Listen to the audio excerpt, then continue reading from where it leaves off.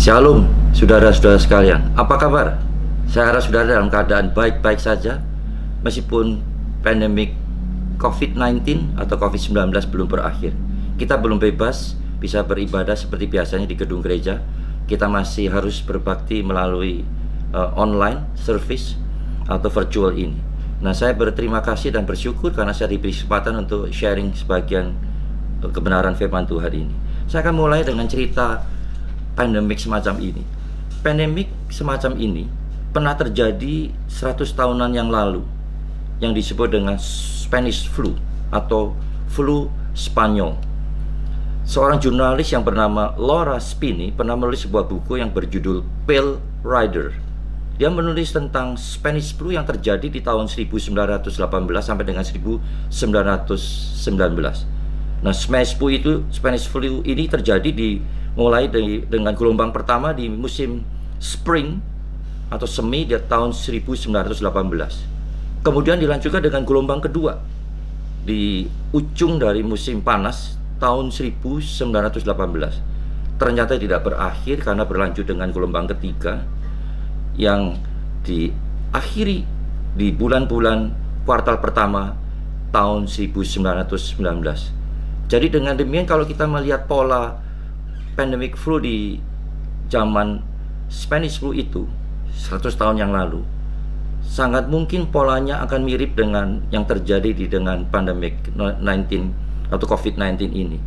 Dengan demikian dapat disimpulkan bahwa kalau itu terjadi gelombang 1, 2, sangat mungkin murni pemulihan itu terjadi di kuartal pertama dari tahun depan.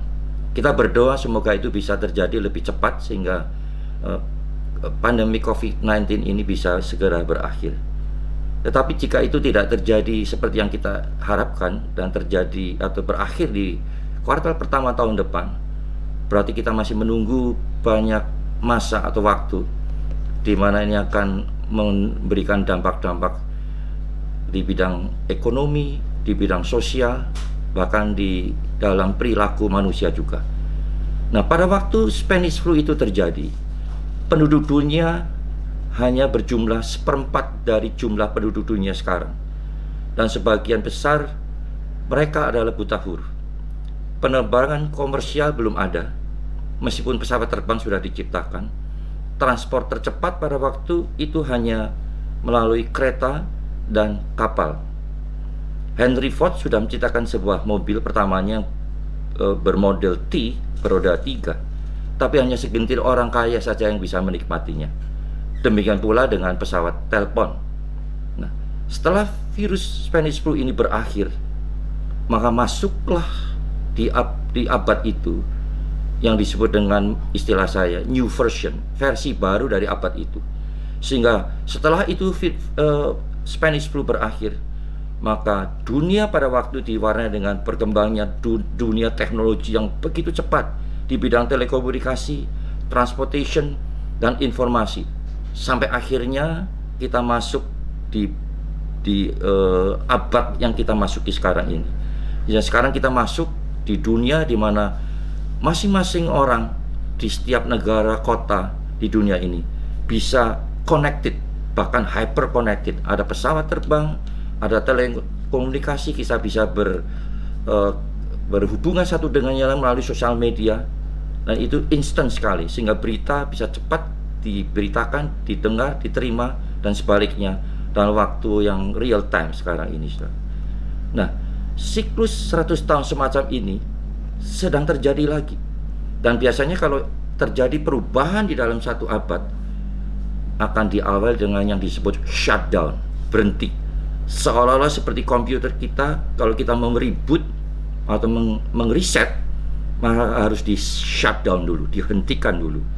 Nah, pandemik ini mungkin salah satu cara secara ilahi untuk memulai berhenti, dan setelah berhenti mulailah satu versi abad yang baru. Abad yang baru setelah COVID ini akan diwarnai dengan teknologi yang begitu maju sekali, ya. Dan kita akan melihat nanti, menyaksikan 10, 20, 30, 40 tahun ke depan sampai ke anak cucu kita, bahwa dunia ini akan diwarnai dengan kemajuan teknologi. Dalam masa COVID ini sendiri kita merasakan bagaimana kita sudah mau tidak mau, suka tidak suka, dipaksa untuk memakai teknologi agar kita bisa berhubungan dengan satu dengan yang lain. Kebaktian online seperti ini tidak lepas daripada teknologi. Nah, hari ini saya tidak akan bicara banyak tentang teknologi atau new version, mungkin di lain kesempatan. Tapi saya ingin beritahu pada saudara bahwa dampak COVID-19 ini akan masuk di bidang ekonomi.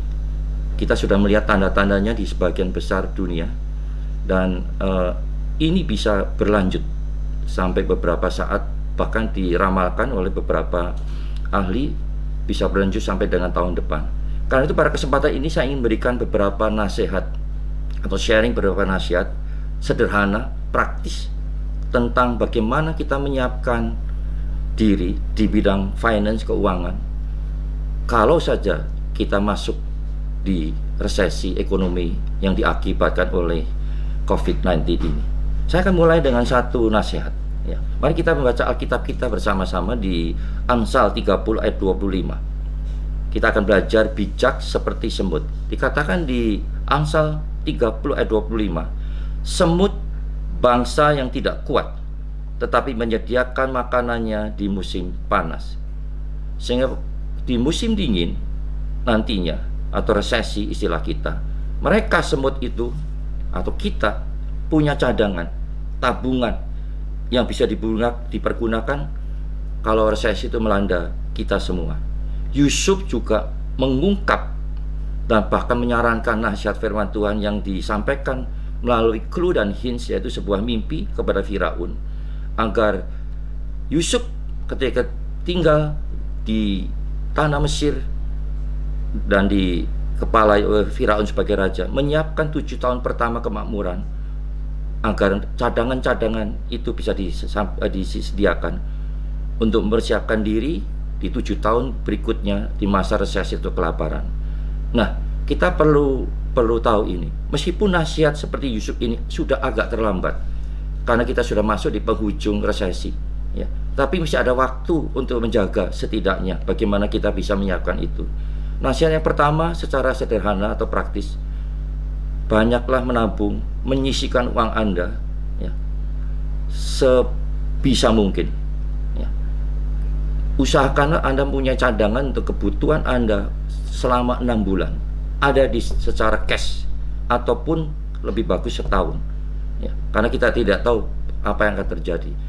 Kalau kita sudah punya cadangan 6 bulan, setahun, itu pun terjadi atau tidak terjadi untuk kita, tidak ada masalah, kita masih punya cadangan. Tapi kalau kita tidak punya cadangan mulai hari ini, saya kira kita perlu memikirkan atau bersiap-siap soal itu. Belanjakan uang Anda untuk hal-hal yang basic saja, yang pokok saja, ya. Jangan membelanjakan hal-hal atau barang-barang yang tidak perlu sekali. Belanjakan yang seperlunya saja. Saya bersyukur dengan COVID-19 ini kita tidak punya kesempatan banyak keluar. Banyak toko-toko, mal-mal yang masih tutup. Sehingga tentu dalam 1, 2, 3 bulan ini kita sebetulnya bisa berhemat. Meskipun online shopping bisa kita nikmati dari rumah. Kita perlu sama-sama menjaga diri, mengendalikan diri agar kita tidak suka terlalu banyak belanja dan bisa menyisihkan uang kita untuk menyiapkan diri jika resesi itu terjadi. Bagi Anda yang punya income yang masih banyak, masih lancar-lancar saja, tidak perlu gegabah, tidak boleh gegabah bahkan. Kita perlu menyiapkan diri. Nanti akan saya sampai ke poin-poin yang berikutnya. Kalaupun kita sehari-hari atau kebutuhan sehari kita bisa dipenuhi dari income yang kita masuk, tapi sebetulnya di masa kemarau resesi ini ada waktunya kita akan menabur. Nanti akan sampai ke situ juga. Nah, kita bersyukur di masa COVID ini kita tidak bisa keluar, tidak banyak kesempatan untuk belanja di shopping. Karena itu saya sarankan pada Anda sekali lagi, belanjakan uang Anda untuk kebutuhan pokok saja, belanja seperlunya saja, dan sisakan sisanya itu untuk dikumpulkan, dicadangkan untuk resesi yang masih panjang ini. Itu nasihat yang pertama. Yang kedua, jangan membeli barang yang mudah menyusut nilainya meskipun diskon, apalagi hutang atau kredit. Kita akan baca di Amsal 21 ayat 20. Harta yang indah Di dalam bahasa Inggris disebut precious treasure. Di zaman ayat ini ditulis, yang disebut precious treasure atau harta yang indah itu emas, perak, ya. Mungkin kalau sekarang bisa disebut properti lah, mungkin gitu. Dan minyak yang berharga itu. Nah, dikatakan harta yang indah atau emas, perak pada waktu itu dan minyak itu tidak pernah nyusut, jarang nyusut. Ada di kediaman orang bijak. Tetapi orang bebal, orang bodoh, orang tidak punya kebijaksanaan, ya, memboroskannya. Karena itu saya sarankan, ya, di masa resesi ini jangan banyak belanja barang-barang yang mudah menyusut nilainya, meskipun diskon, apalagi dengan kredit. Contoh adalah elektronik, TV, mobil juga, handphone, sofa, mungkin sebagainya. Kalau Anda membeli sebuah mobil baru, keluar dari showroom, Anda pakai sebulan, harganya tidak akan sama dengan ketika Anda beli, akan menyusut. Tapi harga yang Anda sudah bayar itu, kalau itu kredit, Anda harus bayar seharga waktu Anda beli awal. Mesti pada waktu setelah 2-3 bulan Anda pakai, harganya menyusut. Itu bedanya kalau Anda invest di barang-barang yang tadi saya katakan, properti, emas, dan sebagainya. Meskipun ada gejolak, tapi lebih stable. Harga jual baliknya lebih tinggi dibanding harga barang-barang yang benar-benar menyusut. Orang-orang yang smart, yang cerdik, yang bijak di dalam investasi tidak akan mau banyak-banyak menginvestasikan uangnya di barang-barang yang sudah menyusut. Mereka akan menginvestasikan di barang-barang yang bisa naik nilainya di saat-saat yang akan datang. Karena di masa krisis ini saya sarankan Anda jangan membeli barang-barang yang mudah nyusut. Kalau handphone Anda belum ganti 4 tahun, tunggu sampai 2 tahun bila perlu. Kan masih bisa dipakai juga. Mengapa kita harus ganti-ganti handphone, apalagi dengan cara kredit? Karena kita masuk di masa sulit, masa krisis, ya. Saya sarankan Anda untuk menyiapkan uang cash liquid di hari-hari yang nantinya akan berkepanjangan resesinya ini. Jangan tergoda invest di produk-produk investasi dengan janji keuntungan atau bunga yang tinggi. Sudah banyak sekarang korban-korban yang terjadi. Kita melihat di mass media maupun di berita-berita bahwa banyak perusahaan-perusahaan investasi yang abal-abal menjanjikan keuntungan yang tinggi, hasil investasi yang tinggi, ternyata mereka gagal bayar. Itu triliunan.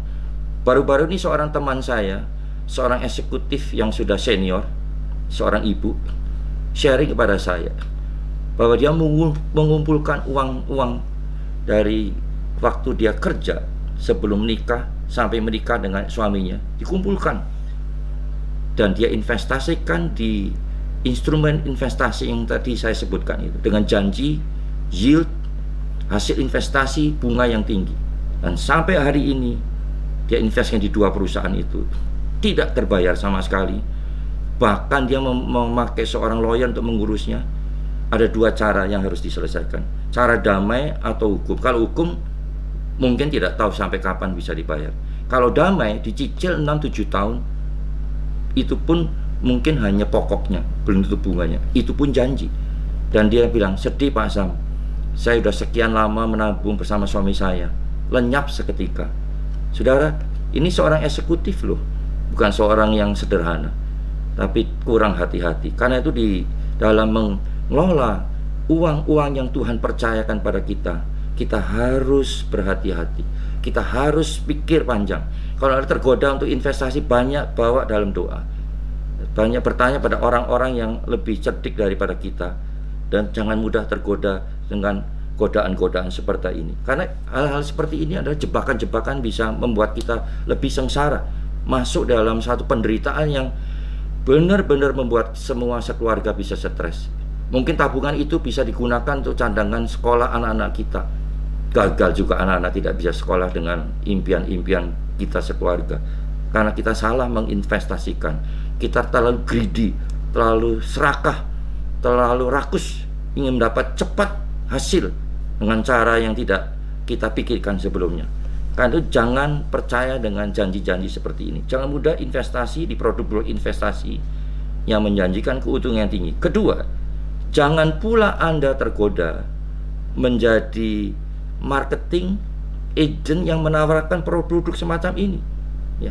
Meskipun itu kerabat Anda yang menawarkan atau yang punya satu testimoni, saya udah jual seperti ini dapat keuntungan seperti ini. Karena saya menemukan banyak anak-anak Tuhan bahkan yang terlibat dalam penjualan produk seperti ini. Mereka sekarang sedang dikejar oleh orang-orang untuk dimintai pertanggungjawab. Padahal mereka hanya menjual saja. Perusahaannya sudah kabur, sudah tutup dan tidak tahu rimbanya sampai kemana. Kan itu sekali lagi penjual-penjual semacam ini tergoda dengan komisi yang tinggi, tapi masuk dalam jebakan-jebakan yang menderitakan banyak orang lain. Karena itu anak-anak Tuhan harus bijaksana dalam bidang investasi ini dan dalam bidang hal-hal yang ditawarkan dengan tidak wajar seperti ini. Ketiga, ya, mari kita akan baca di Kejadian 26 ayat 1 sampai 3 dan 12 sampai 13. Mungkin saya tidak ada waktu untuk membaca ya, tapi ini adalah berbicara tentang menabur. Ishak yang mengalami di masa kelaparan atau resesi istilah kita, ya. Di masa itu Ishak menabur dan dia menuai banyak berkat. Dia menjadi kaya, bahkan semakin kaya. Nah, di zaman resesi seperti ini, saudara, kita perlu banyak menabur juga. Apa yang perlu kita tabur? Ya, ada banyak hal. Kalau Anda seorang pengusaha atau seorang penabung yang mempunyai tabungan yang banyak, Anda bisa menjadi investor yang bijak sebetulnya. Mungkin seperti Ishak seperti waktu itu. Menabur di sini sebagai investor adalah Anda punya uang cash besar, dan pada waktu resesi ada aset-aset yang nantinya dijual dengan harga rendah, di bawah nilai intrinsik.